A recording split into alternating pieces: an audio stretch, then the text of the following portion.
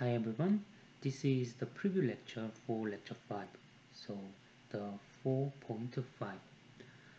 In the last lecture we have discussed about the Poisson equation with the source-free condition.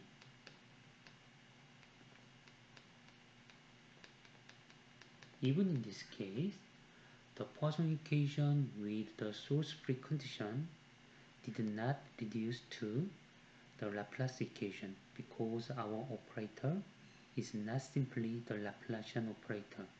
And now, why don't you go to more general case? So now we introduce non-zero source inside our Poisson equation. Then we have here minus rho term. So rho is the net charge density. So if we are considering different systems, then the rho net charge density can be obtained from different contributions. For example, if we are considering a solution, then maybe positive ions and negative ions can contribute to the net charge density inside the solution system. However, since we are working with the semiconductor device which is in the solid state form, therefore our rho should be composed with the contribution from holes and contribution from electrons and contribution from ionized dopant. So dopant which is positively ionized and dopant which is negatively ionized. So in this case, hole contribute to positive Q to the density, and electron of course contribute minus Q. Also each positively ionized ion contribute positive Q, and one single negatively charged dopant will contribute minus Q. If we write down the net charge density at a certain position R, then that can be written as positive Q multiplied by P of that position and minus Q multiplied by the electron density at that position. Finally, we will have the contribution from our positively charged ion and negatively charged ion. In this slide, as you can see, we have the combined quantity n plus dot, and that is just nothing but n plus dot is the net positively charged density, which is given by the difference between positively charged doping density and negatively charged doping density. Okay, so it is quite clear. When the net charge density is just a given vector, then what will happen? Then assume that this rho is just a function of a position. However, it is just given. Let's say if we are working with this system from here to there, we wanted to calculate the potential inside this system. So x is larger than 0 and smaller than a. Our goal is to calculate phi of x. And if we have, for example, rho, something like this, then what will happen? Then when we have a given function such as rho, then this function will contribute to our ax equal to B system where A is matrix and X is corresponding to our phi function and B is corresponding to the boundary condition, and this non-zero law now newly contribute to our B vector. So in the case of general Poisson equation with non-zero net charge density, then the B vector contains two contributions. One is contribution from the boundary condition, and the other one is contribution from net charge density. Okay.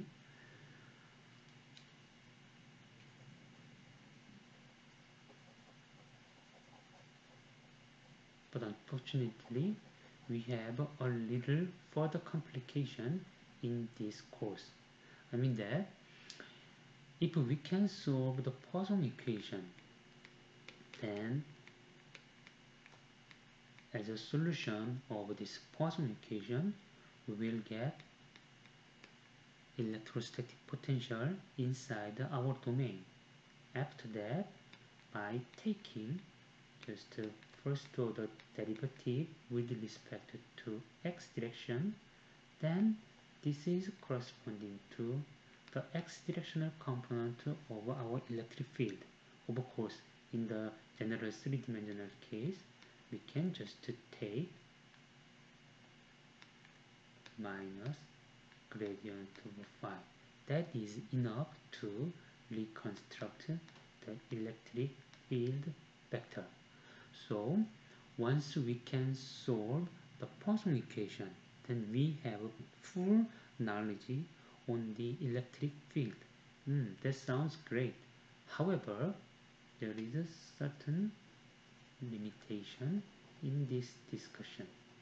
In order to solve the Poisson equation, we have to understand the net charge density.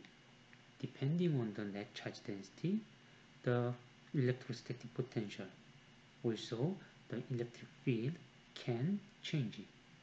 Here we have three components which builds up the net charge density.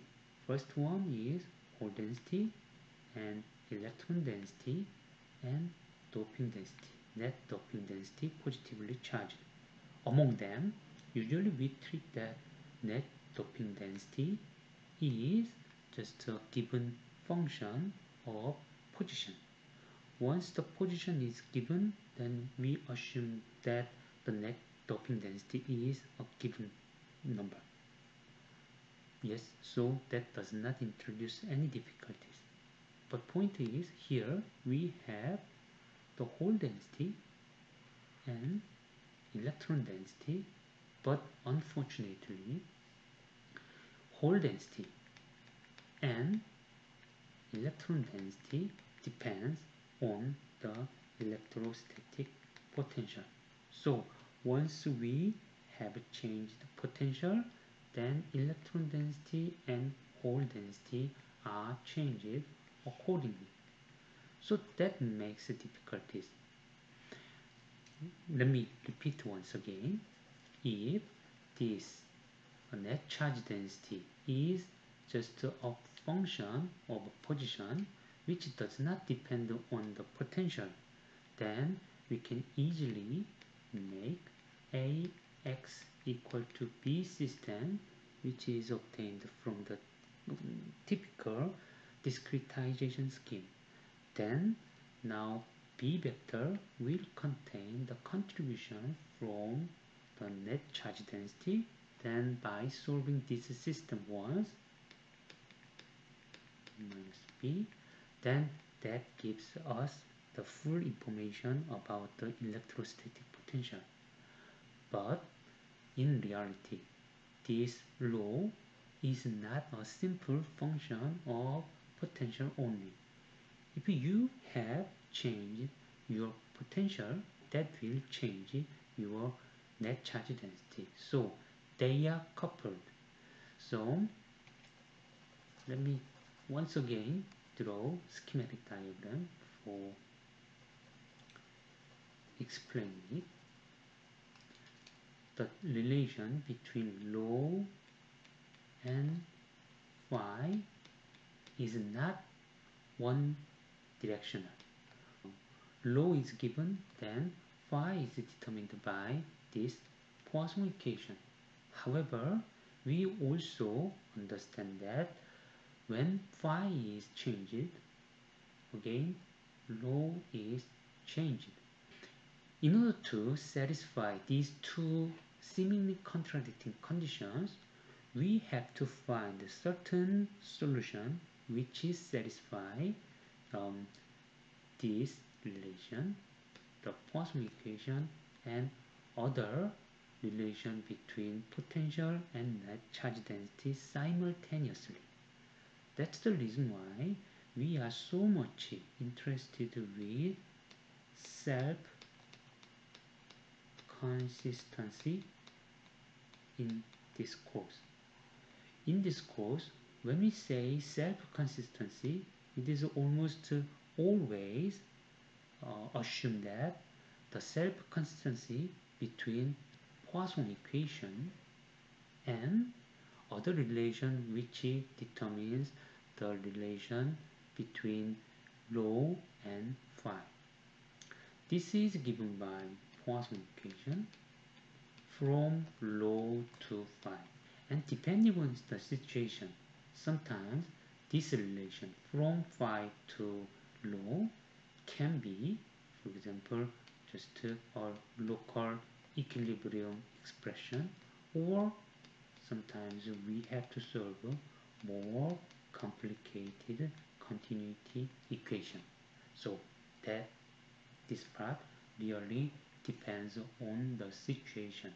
Anyway, please keep in mind that in our course we have to solve the self-consistent solution between Poisson equation and other equation, further describing the relation between phi and rho.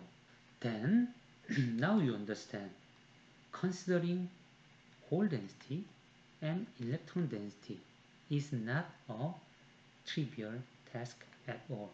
Actually, this is the central problem of our entire semester. So anytime when we solve a certain equation, that should be accompanied with the Poisson equation. Right now, calculating or considering hole density and electron density inside our discussion is too difficult, at least for this lecture of 5.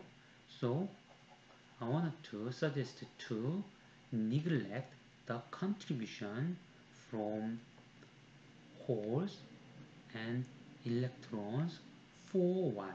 In other words, assume that all mobile carriers, electrons, holes, are depleted. Of course, this condition is not generally valid and only for certain bias conditions we can justify it. We will relax it later.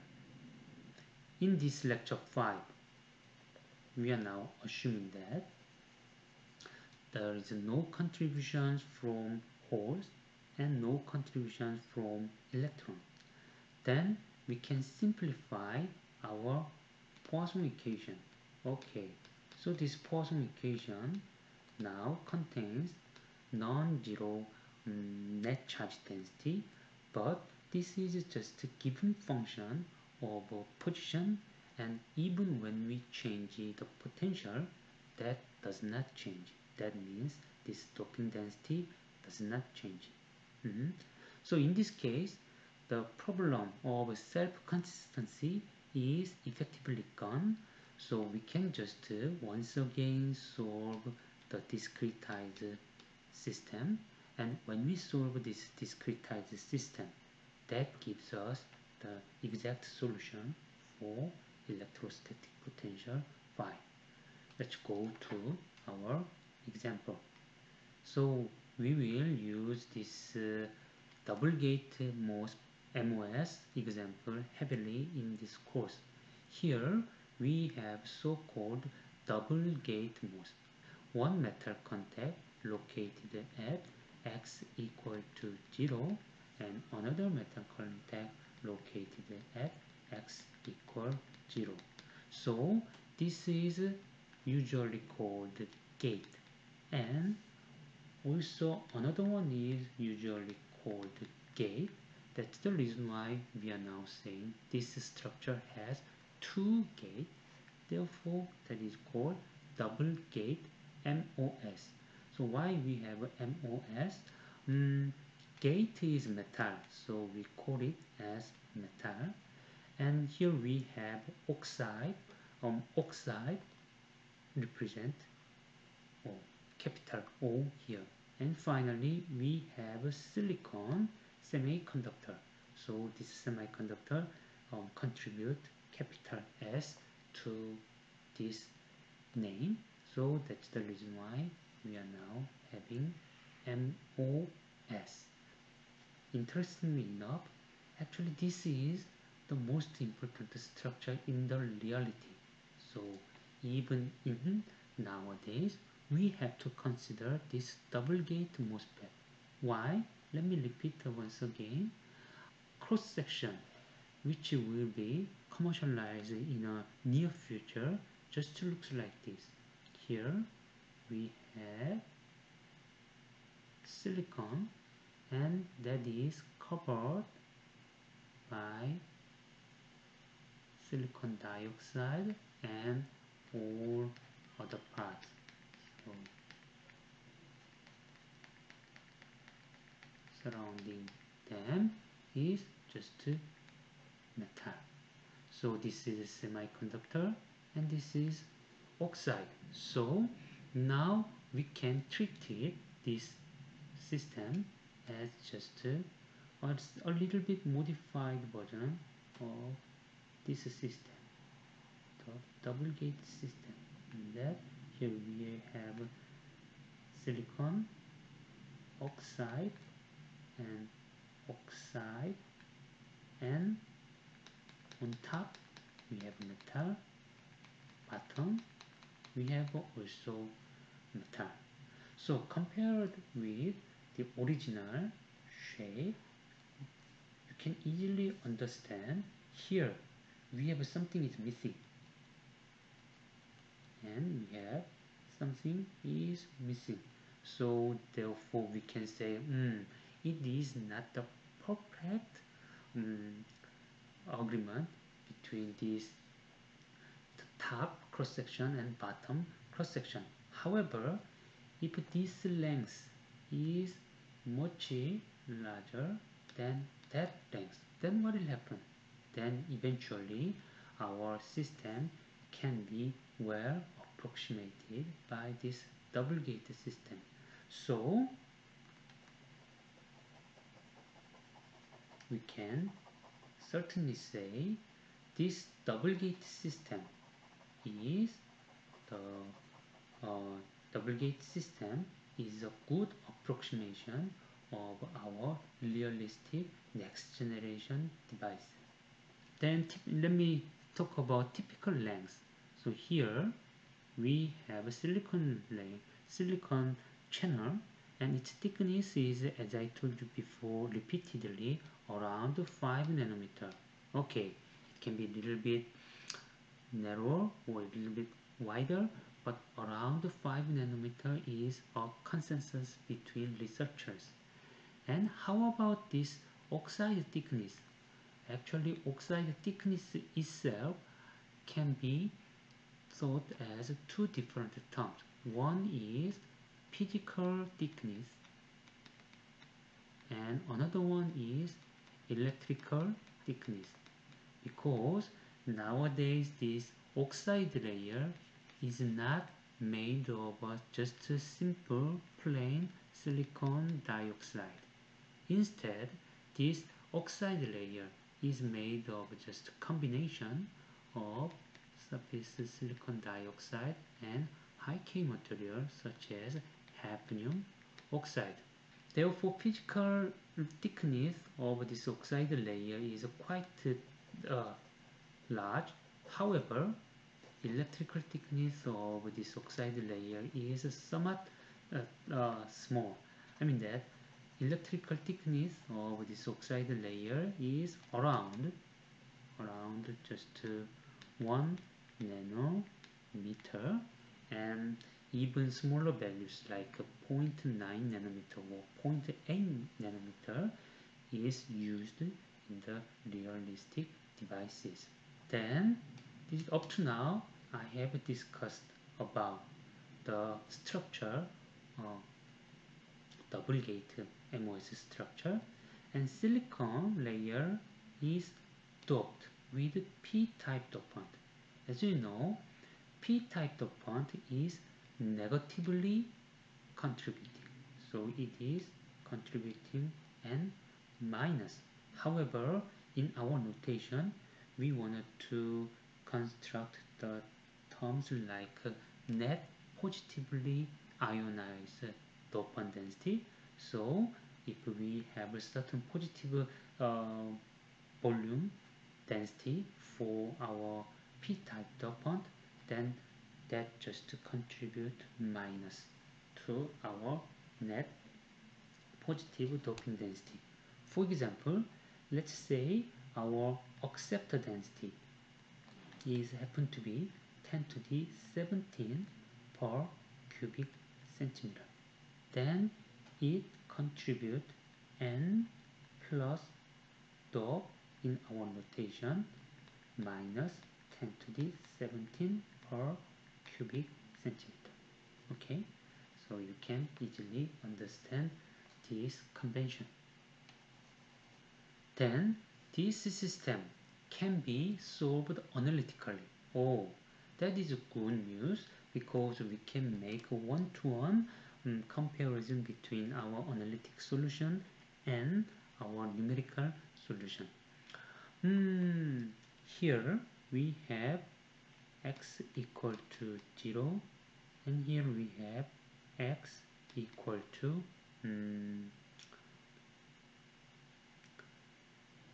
t ox.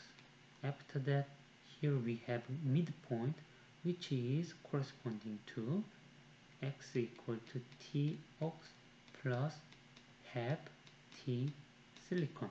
Yes, this is the midpoint and symmetric point. After that, we will have x equal to t ox plus t silicon, which is the interface between, again, silicon and oxide, and the final position is denoted as x equal to a. The structure has the mirror symmetry. The electrostatic potential is also mirror symmetric, so we can just solve first half of this system, then everything would be the same for the right half. Inside the oxide layer and silicon layer, we can have different equations, because although our form of Poisson equation is common for oxide layer and silicon layer, however, if we consider oxide layer, we assume there is no net charge density. This is just neutral. So in the case of oxide layer, we can write down in this way: epsilon oxide and d phi over dx equal to 0. And another one would be inside the silicon layer, we can say d over dx, and now permittivity is that of silicon, and d phi over dx.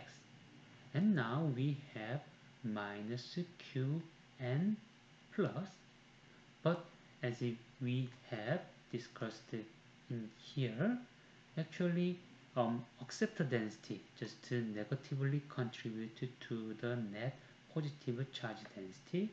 Now we have just positive q and acceptor density.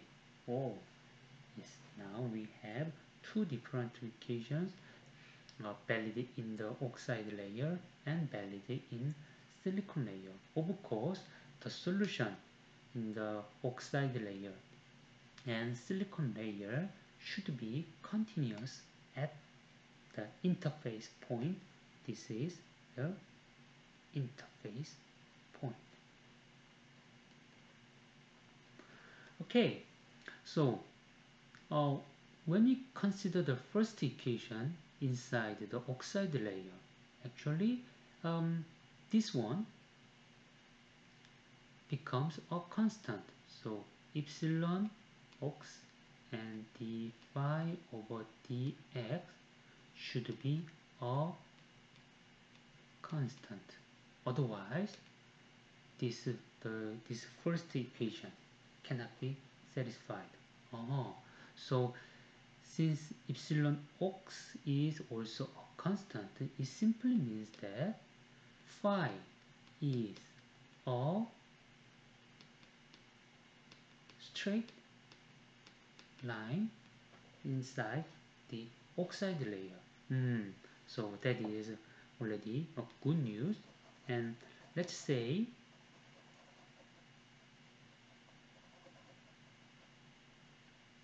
we have boundary condition like phi at x equal to 0 is 0. Also due to symmetry, phi equal to x equal a is 0. Then now we can say from this boundary condition, when x equal to 0, now we have phi, which is phi equal to 0. And there is t ox position, and that is corresponding to our oxide layer. And anyhow, we have no idea about the slope of this line, but what we can certainly say is there is a straight line. We have no idea whether this would follow that way, or another way. We have no idea. But point is, anyhow, it is just a straight line. So our question is, what is value at this point, or that point, or that point? That is our question. So why don't you just introduce a certain number, the phi at t ox.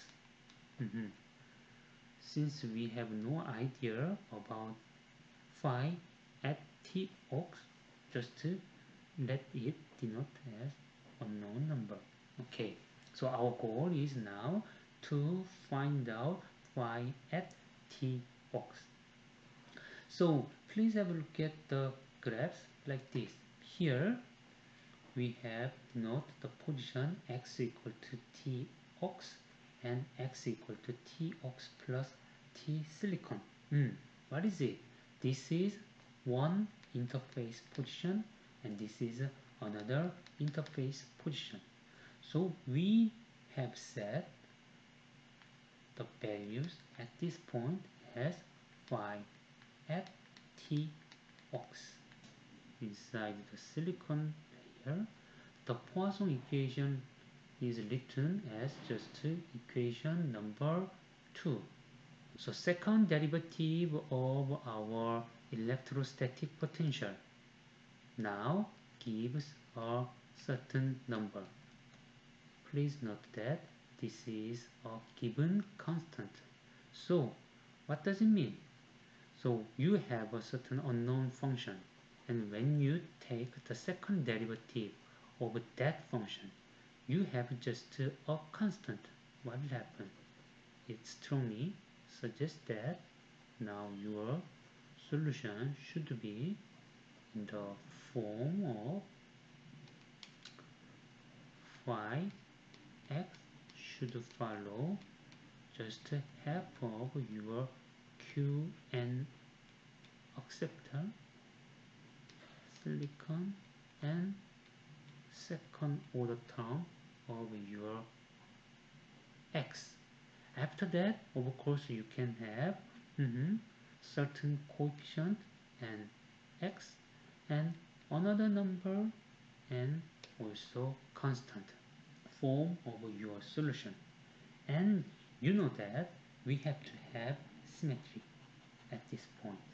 So therefore, now you can easily understand this is corresponding to, since you have Q and ACC epsilon silicon, in order to have this coefficient for second order term and have the symmetry point at x equal to T ox plus T silicon, you have to have something like this: T ox minus half T silicon square, and your the values, the minimum value. This will be the expression for your solution. Then what is your d phi over dx? Then this constant term does not survive, and you will have just q and ACC epsilon silicon and x minus T ox minus f T silicon. That is general form of your first derivative. But you know that you have the boundary condition. What is the boundary condition?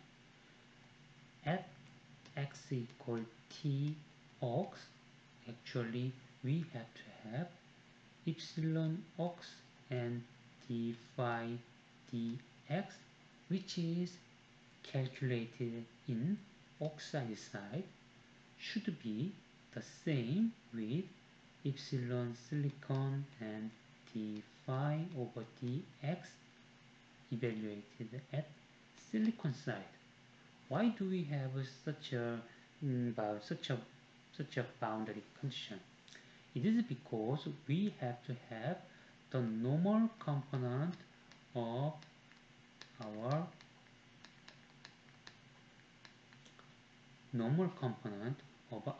displacement vector. So this is corresponding to the normal component of displacement vector evaluated at oxide side and silicon side. So we have to have this boundary condition.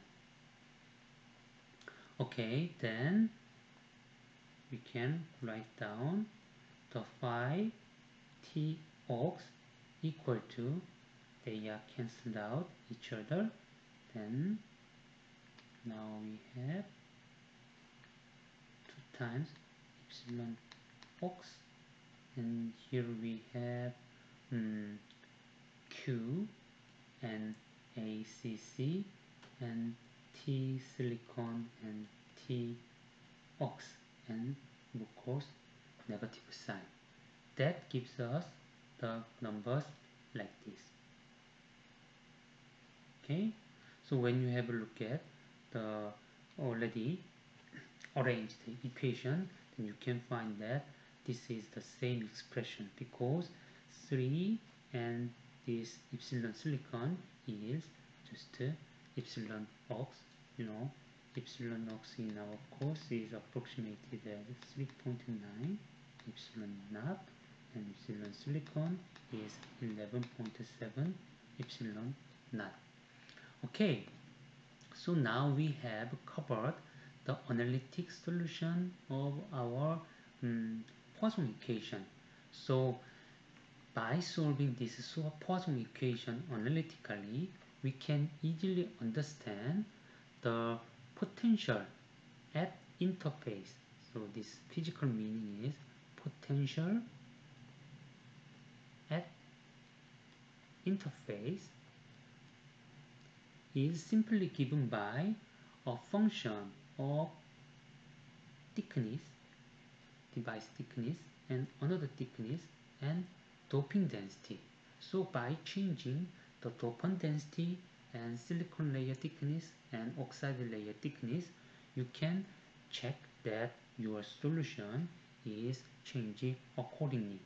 So up to now, that was the analytic solution. Then how about solving the same problem with numerical means? Okay, then there is nothing to discuss further. So ax equal to b can be easily evaluated. The only difference was previously we had just 0, but now we have positive q and acc, which is a constant, and we are now integrating our equation over short range. So why don't you do that together? So q and acc should be integrated from x sub I minus f up to xi plus half. We have to make an integration over this short range. And since this is just a constant, now this integration readily expressed as Q and ACC acceptor doping density multiplied by the difference between them, and this is denoted as just delta x in our notation. So simply speaking, even when we introduce non-zero doping density, that introduce just constant terms in our B vector. So everything is quite simple, but when you are working in MATLAB, especially in MATLAB, then MATLAB loves to have well-scaled matrix. So when your A matrix has very large entries or small entries, that does not like to have it. So in this slide, we just say instead of the original equation here, why don't we just normalize it by, for example, epsilon naught. Please remember that we have already done it in the previous lecture. Yes, do you remember? We did not explicitly introduce epsilon naught in our finalized Poisson equation. Maybe you remember that our equation just looks like 3.9 phi I plus 1 minus 7.8 phi I again plus 3.9 phi I minus 1. Okay, there does not occur something like epsilon naught. Why? We have already eliminated this epsilon naught in our previous expression. So also we will divide our equation by amount of epsilon naught. So that is gone. So the scaled quantity now becomes just a well-behaving number. This can be either 11.7 or 3.9 at most, and this is also well-behaving number, This is also again certain 3.9 or 11.7, which is not 10 to the 10 or 10 to the 20 or 10 to the minus 10 or 10 to the minus 20. So everything is well tempered, so we love it. And how about the right hand side?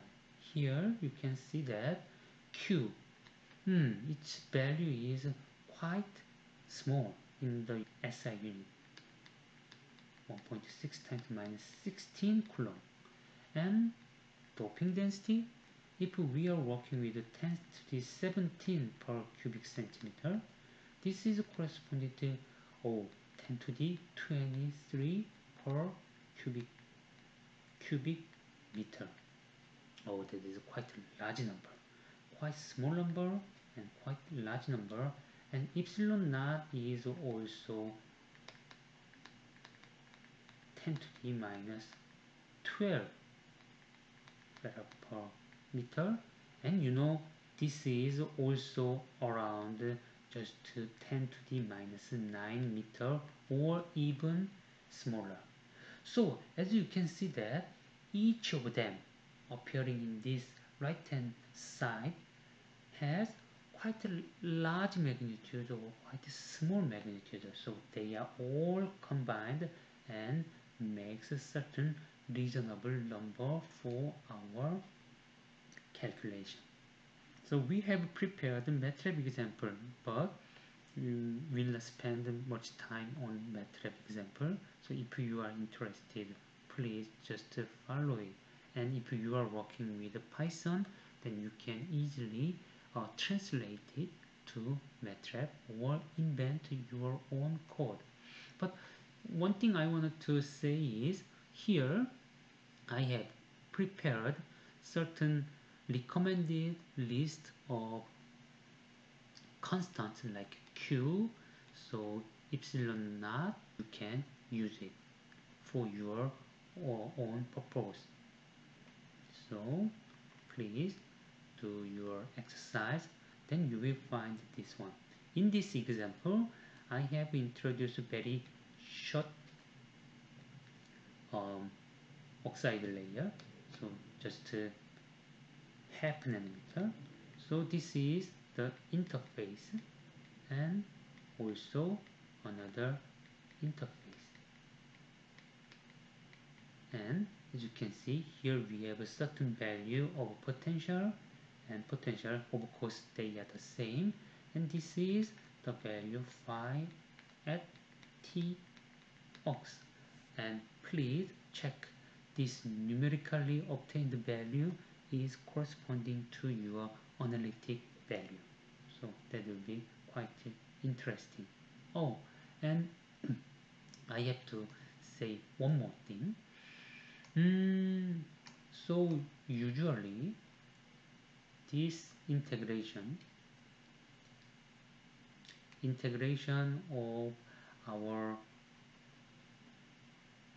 dopant density over control volume starting from xi minus half ending at xi plus half is q times n acceptor multiplied by delta x. However, you have to consider a special case. What is the special case? The special case is when you consider x equal to t ox or x equal to t ox plus t silicon. In this case, if you perform this xi minus half, xi plus half, and low, actually minus low, but anyway, if you have to perform this integration, you should be a little bit careful, because half of your integration range is made of silicon and half of it is corresponding to oxide, and we have assumed that there is no dopant inside the oxide layer. So therefore, instead of q and acceptor multiplied by delta x, which covers full range, but we have to say q n acc multiplied by just half delta x is required for your implementation at the interface node. So please keep in mind, and in our example, that is written here.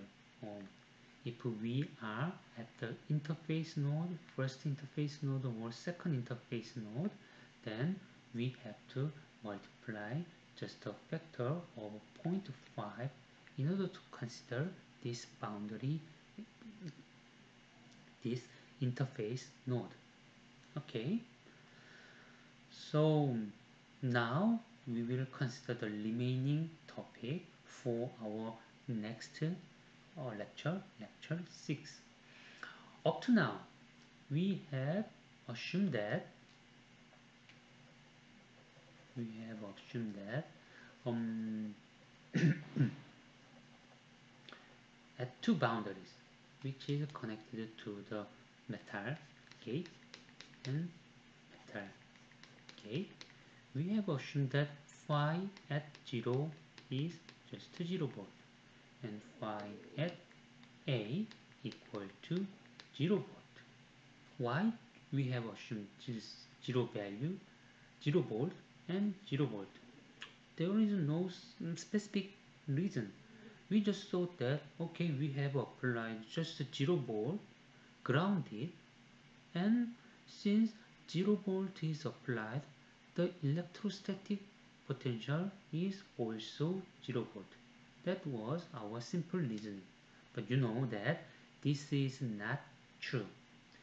You have connected your metal gate to ground, but that does not necessarily means that your electrostatic potential at position x equal to 0 should be 0 volt. So my question is, what is the exact meaning of 0 volt of electrostatic potential?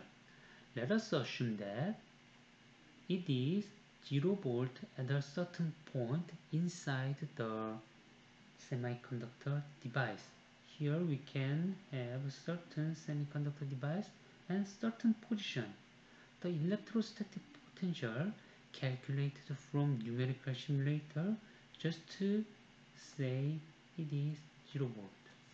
So then what is its meaning? One typical misconception is that point has the same electrostatic potential with the ground. I mean that, let's say that we have here the contact between semiconductor and metal, and that is grounded. Of course, this is grounded, and ground is 0 volt, so this point becomes 0 volt too. So okay, this point and that point are equipotential point. This is really a typical misconception. We have to realize that the applied voltage at contact, for example, in this case we have applied 0 volt. However, applied voltage at contact are not the electrostatic potential itself. They are different quantities. So electrostatic potential is so important in the computational microelectronics. So we should understand the exact meaning of phi in our notation. Please think about this one. When we shift the electrostatic potential globally, since the electric field is just given by derivative of electrostatic potential, global shift of the potential does not introduce different physics. Physics is just kept as before.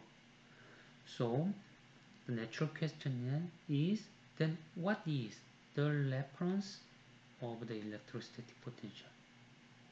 When we say the 0 volt, what is it? What is the reference position for our electrostatic potential? And which quantity is described by the electrostatic potential inside our semiconductor device? This slide summarizes the widely accepted convention in the computational microelectronics. Simply speaking, by the electrostatic potential, the intrinsic Fermi level of the reference material is pointed out. Here you have a certain expression. When you have the electrostatic potential by multiplying minus q, you can get certain energy, and that energy actually represent or point out the intrinsic Fermi level of the reference material. Typically, silicon is taken as the reference material.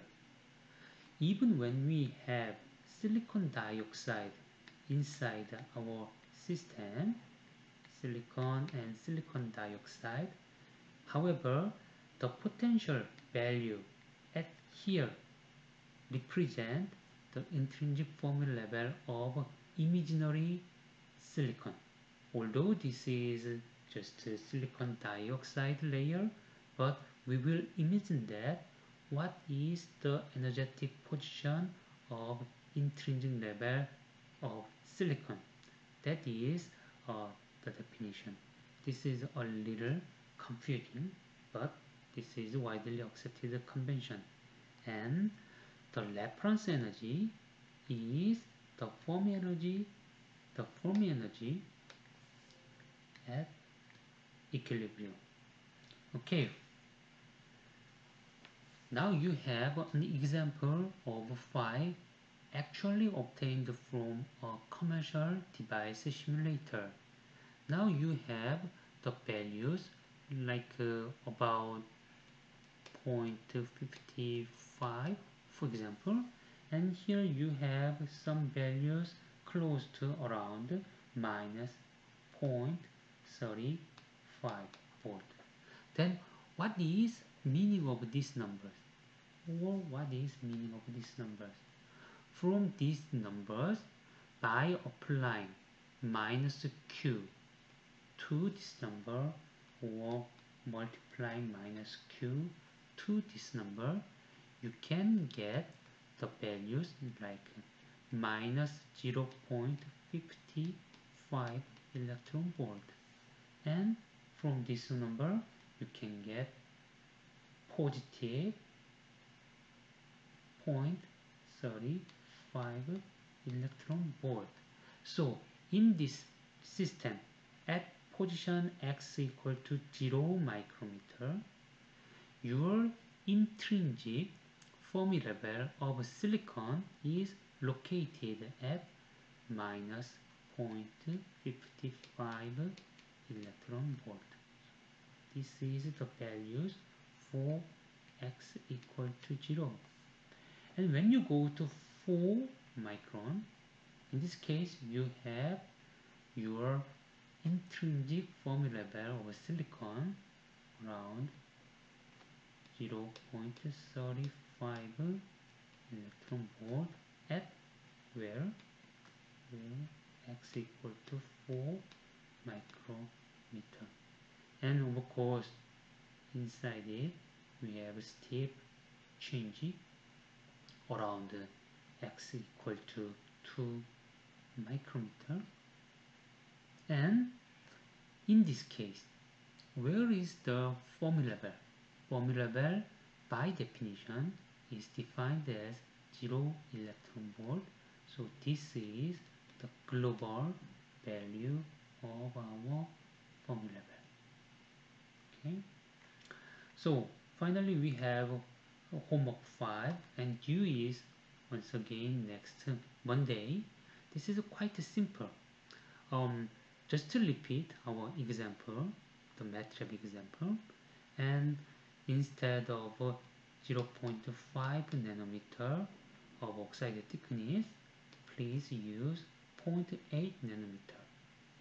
And by introducing 3 different values of oxide density, you can generate 3 different solutions for electrostatic potential.